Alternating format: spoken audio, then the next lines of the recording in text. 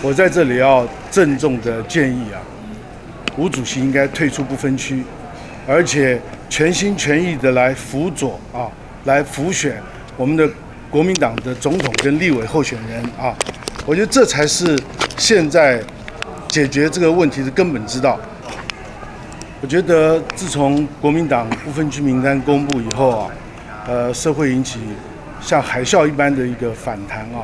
面对这样一个排山倒海而来的反对民意啊，我在这里要郑重的建议啊，吴主席应该退出不分区，而且全心全意的来辅佐啊，来辅选我们的国民党的总统跟立委候选人啊。我觉得这才是现在解决这个问题的根本之道，这也是当前主席最重要的职责。至于不分区名单中间其他的成员呢，我觉得重要的是要考虑几个因素，一个就是这些人有没有战力，第二个就是他们在这里面会不会给国民党的形象加分。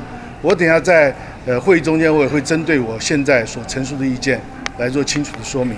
好，那如果吴主席他听不进去呢，他还执意要把自己排在不分区名单的话，怎么办？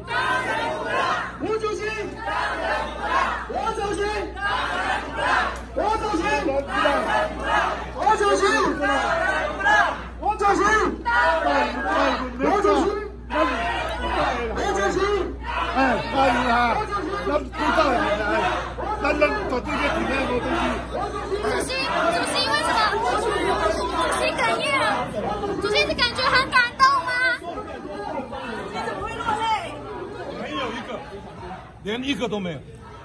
像怎么会落泪？是激动吗？这说都是夫人帮的，都是没有。吴主席，吴主席，吴主席，吴主席，吴主席，吴主席，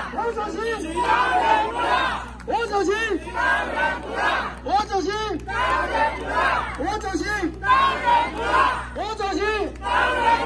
席，吴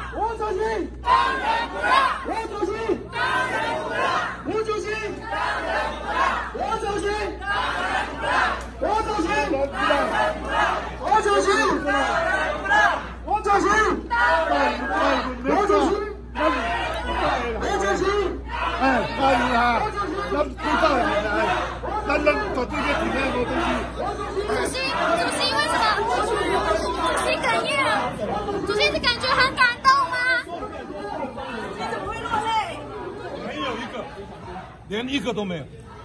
像怎么会落泪？是激动吗？这说都是夫人帮的，都是没有。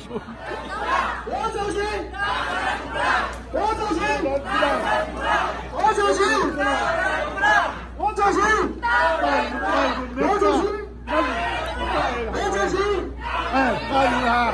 咱知道了，咱绝对要体谅吴主席。主席，为什么？主席哽咽了。主席，你感觉很感动吗？你怎么会落泪？没有一个，连一个都没有。像